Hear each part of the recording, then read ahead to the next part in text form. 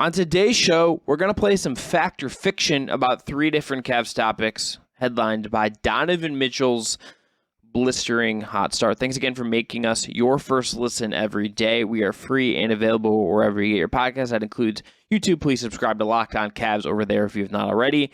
And today's episode is brought to you by BetOnline. BetOnline has you covered this season with more props, odds, and lines than ever before. That's BetOnline. That's where the game starts.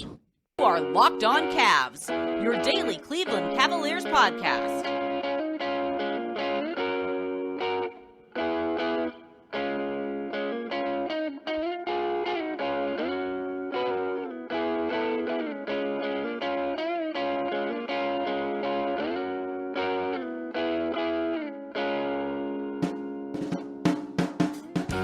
All right, the music you heard on the way in is from our friends at Astro. To check them out on Apple Music or Spotify, I'm Chris Manning. I cover the Cavs and NBA large for places like Diamond UPROXX and Munitions Fear the Sword. That man is Evan Dammarell. He is the proprietor of Down Euclid. He's also at Fear the Sword. This episode, as always, was produced by the one and only Jake Stevens. All right, fact or fiction today on the show. First segment, Donovan Mitchell. Second segment, the Cavs' offense, which is pretty good, the numbers say. And segment 3, defensive notes. How good is this defense? Is it, again, one of the league's elite, and how is that happening? But let's start with Donovan Mitchell, Evan. Let's run through his stat line. 32.2 points per game, 7.3 assists, 52.6% at two-pointers, 45.5 on three-pointers. Whew!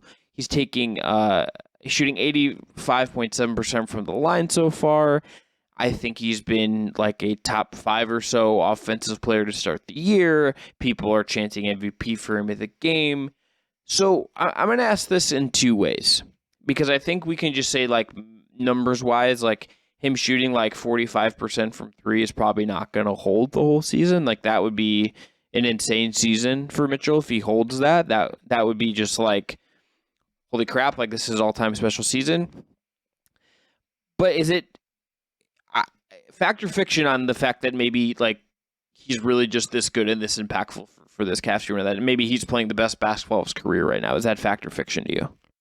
I think it's somewhat factual. I think his shooting numbers will regress back to the mean a little bit. I think a lot of this is a product of Darius Garland being out and the Cavs just saying, okay, Donovan, we need you to go out there and just essentially put this team on your back, like Greg Jennings with a broken leg for 40 minutes a night. And these are just seeing some pretty crazy numbers from him. I think the MVP chance, at least early in the season, you can make a case like, hey, for the first 2 to 3 weeks, he's been the MVP, at least for the Cavs. I know Jason Tatum has been phenomenal this season. Giannis Antetokounmpo has been phenomenal so far this season. But Mitchell, at least, has made a pretty compelling argument that he's a top 5 player in the Eastern Conference to start the season. And I think he is going to cool off eventually. It's hard to kind of take a full litmus test of where an NBA team currently stands this early in the year. Like, you need to see them probably play until about December, January-ish, when the season starts to become a bit of a grind. Injuries start to become more of a factor, and just everything else in between. And maybe we'll see more of what this Cavs team, how they stand at least when they go on this really long West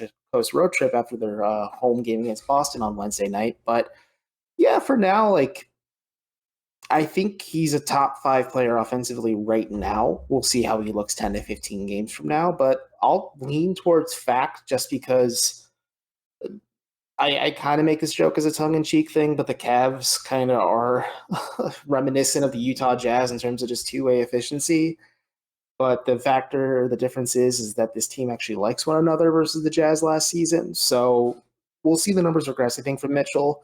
I think we'll see a definite dip when Darius Garland comes back and they're sharing duties on the ball together, or on the floor together when handling the ball. But for now, yeah, I think he's a top 5 player offensively. But we should probably put a pin in this conversation and talk about it again in 2-3 weeks' time. Yeah, like maybe after we get to like 30-something games, we could do like where does he fit in? Like, if he sustains this, like he would be in the MVP conversation, and like we can have that discussion then. It's like my brain will fracture into a bajillion pieces more than it already is if I have to like discuss MVP narratives on November 1st. That is just a ridiculous thing to do. Not as ridiculous as like paying for Twitter verification, but like pretty ridiculous. Folks, did you know that they're going to be turning the check mark into an emerald? Search Elon Musk emeralds to learn more about it. Tough look. So the thing with Mitchell that I think is like, I feel very comfortable with, and maybe more so like having watched him up close and seeing him in person more. Like, I mean, we've seen him more in person this year than I've ever seen him like playing with the Jazz, just based on like the games I covered and stuff. You are like his teammates, because his teammates and coaches have all admitted, like, listen, we're not staying up to watch the Jazz because they're on a different time zone than us. I don't have like late. I will like sometimes like I will watch a lot of other teams. Like I just like watching basketball. It just like my viewing habits sometimes are just like I fit in games when I can, and sometimes you want to just like go to bed because sleep's important. But like he is like just a sensational offensive player, and I think like what the impact we've seen from him on leading the offense the way he has, driving quality 3-point looks for their guys, making them more aggressive, making them more just overall efficient, and like the impact he's had. I think that's just like that's going to be something we see from him. How it changes with Garland will change like how we understand this, and like will he average 32.2 points per game the rest of the year? Like I don't know, but I think like how good he's been is like an indicator that like right now, like this is the best guy in the Cavs. This is the most effective offensive player on the Cavs. He's downright explosive. He's downright just brilliant and clutch and multifaceted and just a freak athlete. And look, I take it seriously when Tony Jones, who covered him at The Athletic, like tweeted, "This is the best basketball Donovan Mitchell's played in his career." And you're seeing a lot of folks say the best two-way basketball too. Yeah, and like he's more like that's the other part of this. He is more engaged defensively. Like I'm not he the metrics like for whatever they're worth like don't rate him out as like a positive defender, and I would say that's probably true. Like in the Knicks game in particular, there's a little bit of just him kind of hanging around, which is where you get in trouble with him. But he's been more engaged. He's like just at least playing as part of the overall scheme most of the time.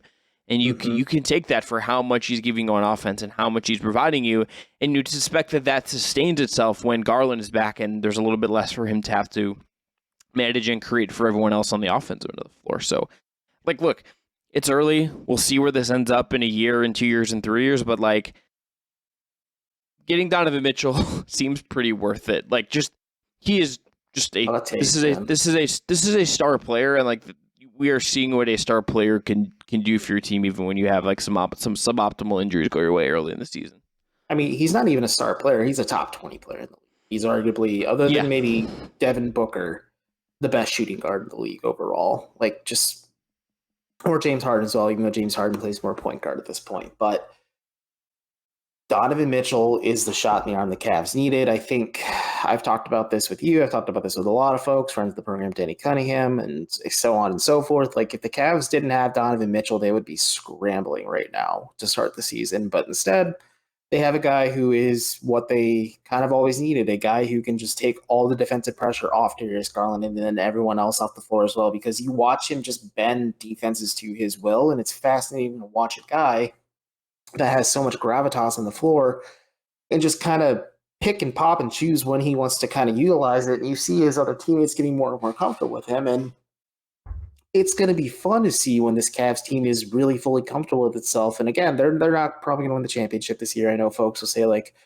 advanced metrics point to the fact that this team is a finals team. I think maybe the Eastern Conference Finals is what the peak of this team is. But again, it's November. I'm not going to entertain this conversation too much. But yeah, it's fun to think that the Cavs have a top 20 player and a guy who's still not even fully in the prime of his career yet and has plenty of mileage left on his legs to kind of keep leveling up with this Cavs team as the other younger players kind of grow into form and become players that are in the same stratosphere as him, or even surpass him if you're looking at how Evan Mobley's trajectory is going. Yeah. Donovan Mitchell. He's really good at basketball. He's gonna, I think, like how his numbers change. I think will be really interesting, in what that kind of looks like when Garland is back. But he's been great. There's no reason to think he's not going to remain really, really good. Okay, after the break, we're gonna go to the Cavs offense overall, which is like a top 5 in the league in offensive efficiency in a couple different spots, and I'll explain that after we get back from the break, and kind of we'll break that down of if that feels real or not. But Evan, you're first going to tell us about our friends at BetOnline. You're right, my friend. BetOnline.net is your number one source for betting football and the start of the new basketball season. Find all the latest player developments, team matchups, news, podcasts, and in-depth analysis on every game. And as always, BetOnline remains your continued source for all your sports wagering information, with live betting and up-to-the-minute scores for every sport out there. They have the fastest and easiest way to check in all your favorite games and events, including MLB, MMA, boxing, golf, and so much more. So if you're interested, head to the website today or use your mobile device to learn more about the trends in action. As we're recording, there is no line yet on Cavs Celtics, but they'll have one ahead of the game if you're interested. They're also plus 1,200 to win the East right now, and they have the six best odds, to come out of the conference. BetOnline, where the game starts. It was a good slip. I liked it. Okay, after we're back. I'm fumbling the bag, Evan. Evan's throwing me off my game. Let's talk about the Cavs offense. Evan, locked on Cavs. Yeah, that's right, baby. I mean, look, we're doing 2 episodes in a night. You're welcome. You're gonna get some shenanigans. Okay. Factor fiction number 2. The Cavs offense is elite. So Evan, right now, dunks and threes has them with an offensive rating of 116.8. That's adjusted for the quality of opponents' defenses. Cleaning the glass has them 5th at 117.7 per 100 possessions. That is factoring out garbage time. So I say that to you. I tell you, hey, these numbers are these two models, these 2 different data sets are telling you in different ways. This team has a good offense. It's well above league average right now. Does this feel to you like a team that has like a top 5-6 offense? I mean, they have the potential to be maybe not top 5 or 6, but top 10 for sure, just because there are a lot of good and very potent offensive teams out there, of course. But I have said this for a while. The Cavs kind of have that unique ability. I'm writing about this for Down Euclid. My last post for Meta Bulletin for Down Euclid, sadly, but it's they have the potential to be balanced because they have a really strong interior threat in Jared Allen and Evan Mobley, and then have a lot of just shooters waiting to fire, and Donovan Mitchell, Kevin Love, Dean Wade, Jetty Osman, even if he doesn't make them. Darius Garland's pretty good too. Like the Cavs they had an antiquated style of play last season. Like Chris said, they play very slowly to begin with. I think that's just kind of the nature and the product of their offense with 2 7-footers in your starting lineup. But Donovan Mitchell's just a big enough shot in the arm where he's a guy who naturally attempts 10 3-pointers per game, and you're like looking at this team like in terms of 3-pointers made. The Cavs are one of the top teams in the league, and they, I believe, are like one of the lowest in overall field 3-pointers attempted per game as well. So like it's an interesting dichotomy the Cavs have and how they work, but I just don't think that's necessarily sustainable because this just, naturally speaking, isn't a team that like is a top 10 shooting team, and like they'll regress a little bit. You're going to see teams surpass them as time goes on, especially if injuries factor in and everything like that. So I'm going to lean fiction on this one and not say top 5 or 6, but they have the potential to be above average and crack into the top 10 offensively. And they're more so going to be leaning on their defense at the end of the day. So if you look at here's the top 5 offenses, or top 10 offense, as of right now. New Orleans is 1st. Phoenix is 2nd, Dallas is 3rd, Memphis is 4th, Cleveland is 5th, Boston is 6th, 0.1 behind the Cavs on cleaning the glass for what it's worth. Indiana is 7th, Philly is 8th, Portland is 9th, Denver is 10th. Last year, it was Utah, Atlanta, Phoenix, Memphis, Milwaukee, Charlotte, Minnesota, Brooklyn, and Denver. Some of those teams obviously are the same. A lot of them are different. You would suspect some of these teams, like Milwaukee in particular, to perhaps get back up to being that good offensively again as the year goes on. You'd expect a rebounding from Minnesota. Lord knows what's going on with the Brooklyn Nets. Can't explain anything to you with that shambolic franchise. They should become the Swamp Dragons again, in my opinion, and just reset the whole thing, honestly. Or just relegate them, honestly. Trade Kevin Durant and relegate the Nets. Sioux Falls Skyforce, put him in. Let's go. Yeah, it'd be fun. Who won the G League championship last year? Or the Grand Rapids Gold, just because they already probably pump out a bunch of former NBA players. But 2022, 2021 G League. It was the Rio Grande Valley Vipers. So the Rockets G League affiliate. So pull them up. Let's relegate the Nets. Let's go. Relegate the Nets. They're already a bottom team to begin with. Just pull the trigger on old Yeller and move on here. So. Yeah. But okay, but back to the report. Less dark jokes here. Yes, the Cavs offense, I think, I would agree with you. I think top 5 is like a little bit high. Garland is good. Mitchell is playing so well that I think he's like giving them an edge, and they've gotten like some real production on the aggregate from LeVert and from Osman and some of these guys. They are first in the league in 3-point percentage. They are fourth in percentage at the rim. They take the 10th most threes relative to their overall shot profile. They're sixth most in the mid-range. That's where I was wrong. Is they were 30th the other day. Now, after that game against the net Knicks the other night, they kind of went up quite a bit. Yeah, they're sixth. They take a ton of mid-range shots. They're sixth most in the league in mid-range glass. They're 25th in rim rate. So there are things there, Evan, that I look at and I say, like, you should probably be trying. Like, and if you can get some more looks at the rim, especially with Allen, who, like, I don't think we've seen have as many lob attempts this year. Just hasn't been quite the same for him yet with Garland out. I think that can help you sustain some of this as your shooting falls off. I think, like, cutting back on your mid-range and trying to get to the rim more, draw more fouls, I think is a way to drive your efficiency up a little bit. Mitchell has just been that good, and I think Garland is going to help that. I think, like, this offense does feel better. I think they're generating good looks for their shooters. I think they're creating relatively kind of things that I think are real as you go on here.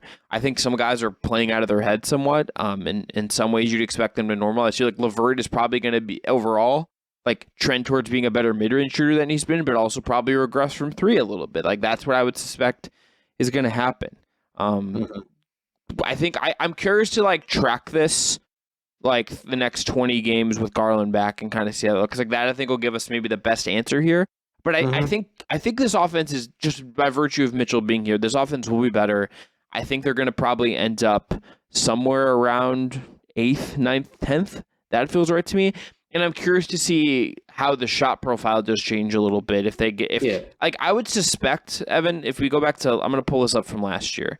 If I remember correctly, the Cavs were one of the more frequent rim shooting teams, if I'm remembering this correctly. Let's see if my memory is any good. If it's bad, then like that's not surprising either. Like that, because the rim stuff is just a way for you to juice efficiency. So last year, the Cavs were 5th in rim rate, 35.6%. There's aside from Mitchell and no Garland, there's nothing that has really changed about their personnel that would lead you to think that they're not still going to try to get a ton of shots at the rim. Do that, you cut back on some of the mid-range stuff where they were 20th last year in mid-range rate. I would suspect like you just kind of balance out some of the 3-point stuff as you go on. Yeah, it's actually interesting to note. I think some folks probably heard me go, oh, wow, while Chris was talking. I'm looking at the NBA.com stats side of things, and the Cavs are the fourth. They're the bottom four ahead of the 76ers, the Raptors, and the Kings in terms of field goal attempts at less than 5 feet from the rim. So probably, at the basket itself.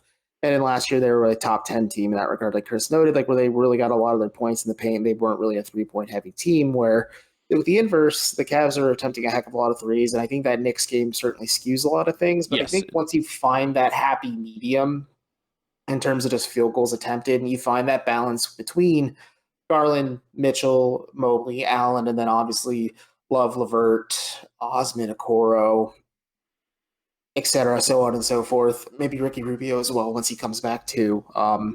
It's going to be an interesting thing. I think it's just kind of trying to figure out the overall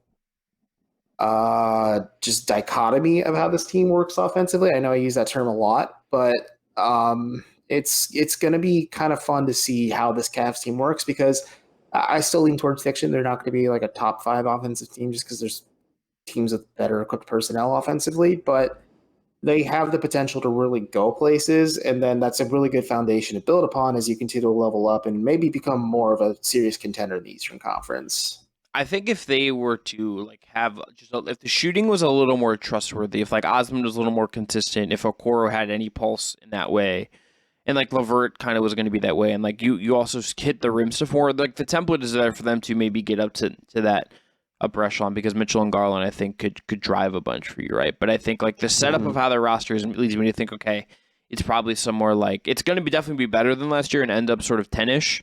But like that's largely going to be because I think like Mitchell and Garland are going to drive so much stuff. And look, if Evan Mobley, the offense looks sort of improved for him, if that's true, that's also going to kind of juice some of your stats and make you look more efficient. And he's also, I think, part of the mid-range stuff a little bit there as well. And we'll see how that develops as we go along. He seems to develop something offensively before he needs to worry about where he's taking shots. Well, you mean him or Okoro or Mobley? Okoro. Yeah. Mobley, not as concerned about. Yeah. He did give me an interesting answer when I asked him, like, hey, what's a good game for Evan Mobley? We can maybe talk about that in another episode. But yeah, Coro needs to just get a little bit of some juice offensively before we start saying like, okay, he good in these spots. He just needs to be good somewhere first. Yeah, just like make a couple layups, and you'd feel a little bit better. Okay, Make some baseline cuts so Chris Manning shakes me and out of like the days I've been watching basketball and scares the Jesus out of me. It's my favorite. It's like just a bit at this point. It's just fun for me to do. It brings me joy, Evan. All right, after the break, we're going to come back. We'll talk about how good the Cavs defense has been this year, but thanks again for making us your first listen every day. Now make your second listen game-to-game NBA every moment, every top performance, every result. Locked On Game-to-Game covers every game from across the NBA with local analysis that only Locked On can deliver. Follow Game-to-Game on Locked On NBA. It's available on the Odyssey app, YouTube, and wherever you get your podcasts. All right, back here on the Locked On Cavs podcast. I'm Chris Manning. That's Evan Dammarell. Okay, so Cavs are currently third in the league adjusted for the quality of offense they're playing in defensive rating. They're second in the league when you factor out garbage 10 minutes. Evan, what is interesting to me is if you go and look at where they're giving up their shots right now, this is sort of like tells you about their scheme. Right now, they are giving up 36.5% of their shots at the rim. That's a little bit above league average, which makes sense. They're funneling stuff towards Jared Allen. They're funneling stuff towards Evan Mobley. Like you're saying, take shots at the rim. We dare you to do that. In terms of mid-range and how many mid-range shots they're giving up, they are giving up like a pretty good chunk of them. And that also makes sense to me. Like they are saying they're inviting teams in, they're inviting teams to come and attack them in that way. They are currently also allowing teams to take a pretty teams are taking like not a ton of threes against them right now. They are taking teams are taking like 30.8% of their shots from three against the Cavs on average. That's about 5 points below the league average of how many threes are taking in certain teams. That's sort of interesting to me. That they're sort of like they really are emphasizing, Evan, funneling things back towards the middle, and like that that was the foundation. I think a lot of the ways last year, it's be competitive on the outside, dare you to come inside and attack them, and if you get threes, that's fine. But it's sort of interesting to note that like, hey, like we're gonna just dare you to take shots at the rim, and well, that's how we're gonna play defense, and that obviously makes a ton of sense. Yeah, it does make a ton of sense. I think a little bit of like just a drop coverage scheme in general where the Cavs funnel teams in on things that are willing to settle and allow some opponents to take three-pointers. I think just the quality of the offense they faced so far in the season is a little tricky to kind of give a full metric of it. So if it's just a fact or fiction question, I think I'll go towards fact a little bit just because you have those two aliens protecting the rim and in the paint in general, and Evan Mobley and Jared Allen. And just more so, at least according to Second Spectrum, like Evan Mobley is the best isolation defender in the league so far this season, which is kind of crazy to think about. But he's defended 10 possessions in isolation so far and only given up one shot, and that was to Pascal Siakam in the season opener, rather.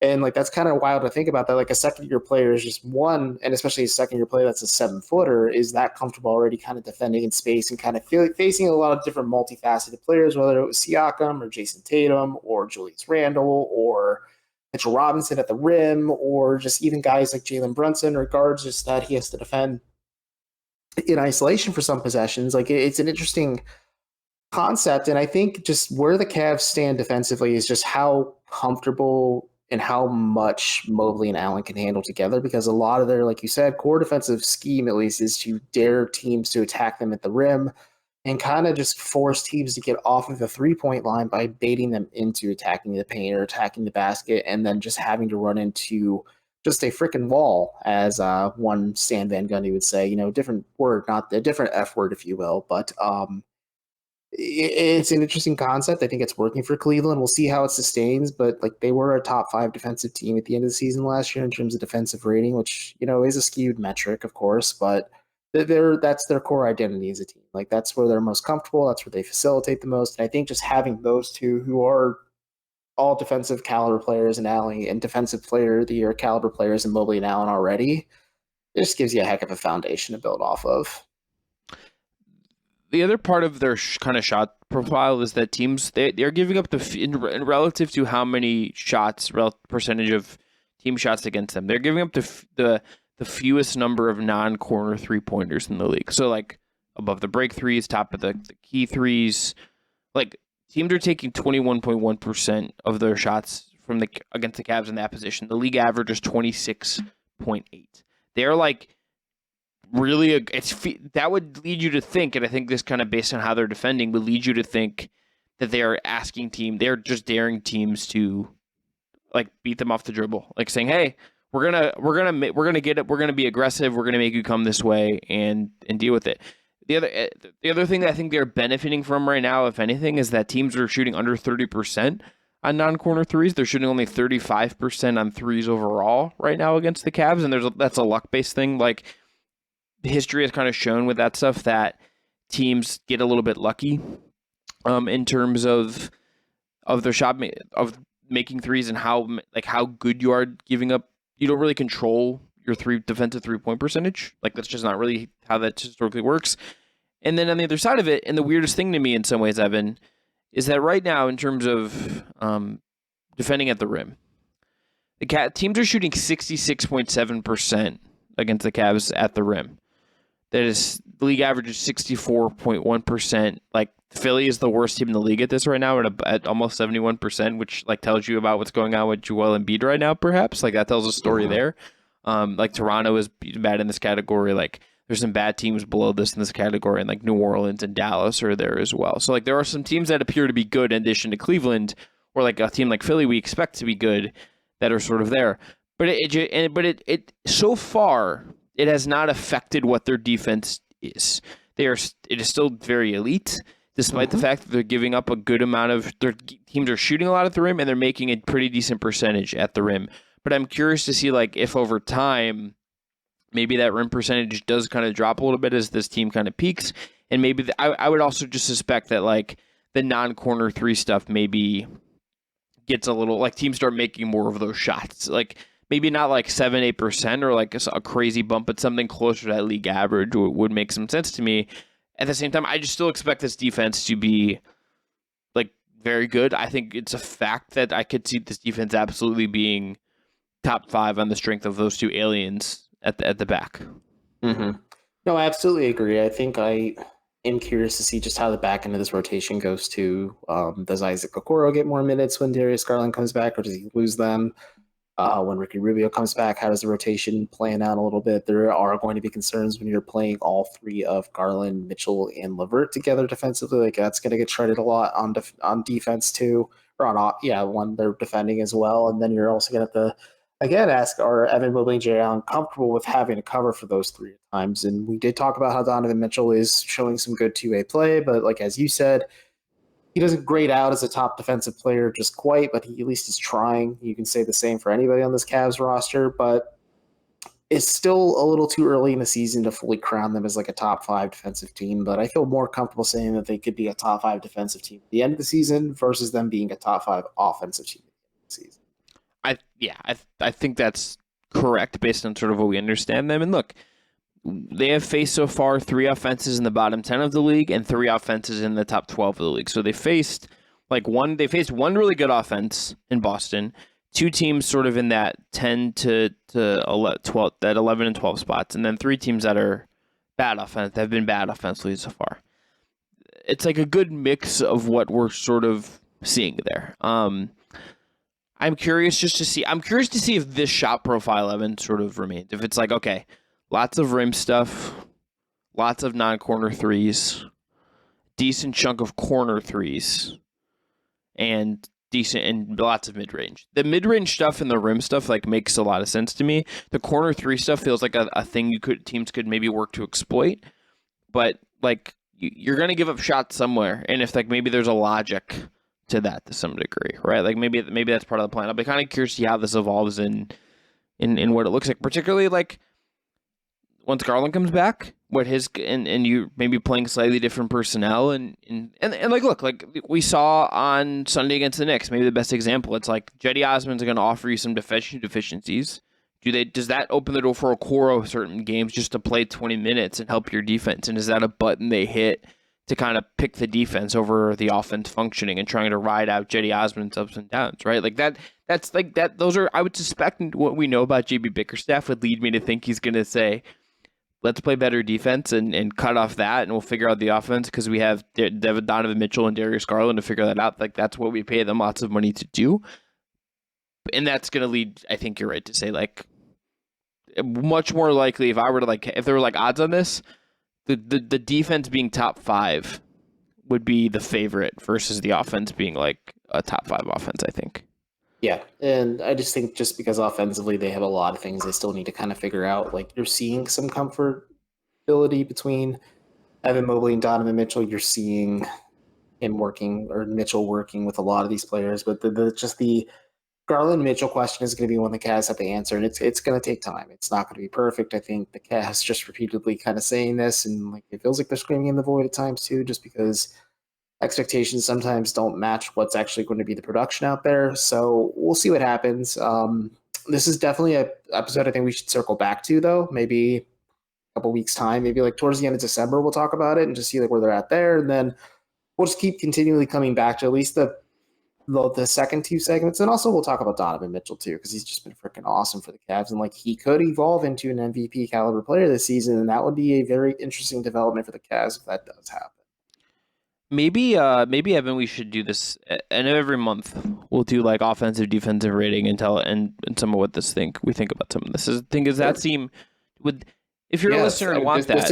This has been a good discussion. Like, I think it's an honest discussion. Like, this is what we've seen. This is what the numbers are saying. And as people know, we're more statistically inclined on this show, where we'll kind of break down the evidence and what the eye test is telling us to kind of spit out what this product is going to be.